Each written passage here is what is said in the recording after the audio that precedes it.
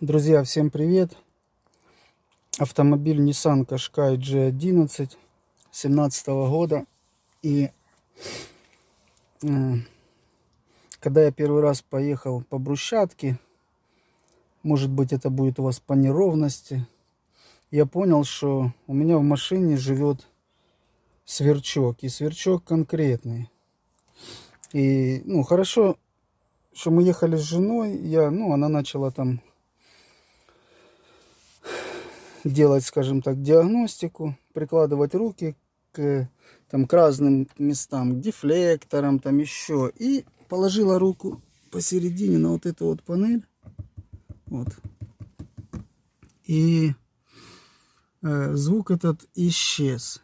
Я потом взял, отстегнул ее с этой стороны. Полностью снять ее не получается, потому что она уходит вот сюда, под вот эту стойку. И полностью, я не знаю, попробовал стойку снять. Там тоже какие-то интересные крепления. В общем, я ее не снял. Попробовал проклеить со стороны стекла.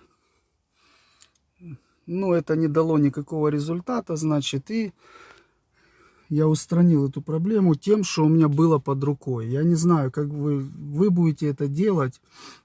В общем, нужно поджать со стороны между стеклом и этой накладкой, просто, чтобы она не гуляла. Потому что крепления находятся вот ближе сюда, к торпеде, к водителю. А та часть, она получается как висит в воздухе. И она из-за этого дребезжит. Сейчас я вам покажу, как я это сделал. Значит, я взял вот такой вот шланг тосольный 20-й. Не нашел я ничего другого. В принципе, его там не видно. Я и засунул его вот в это место посередине, вот туда, где идет датчик. И с той стороны. Просто взял вот так вот так сжал его. Намочил, чтобы он туда хорошо вставлялся. Просто водой намочил. И засунул отверточкой вот сюда. Туда его засунул. Его не видно вообще. И результат меня удивил.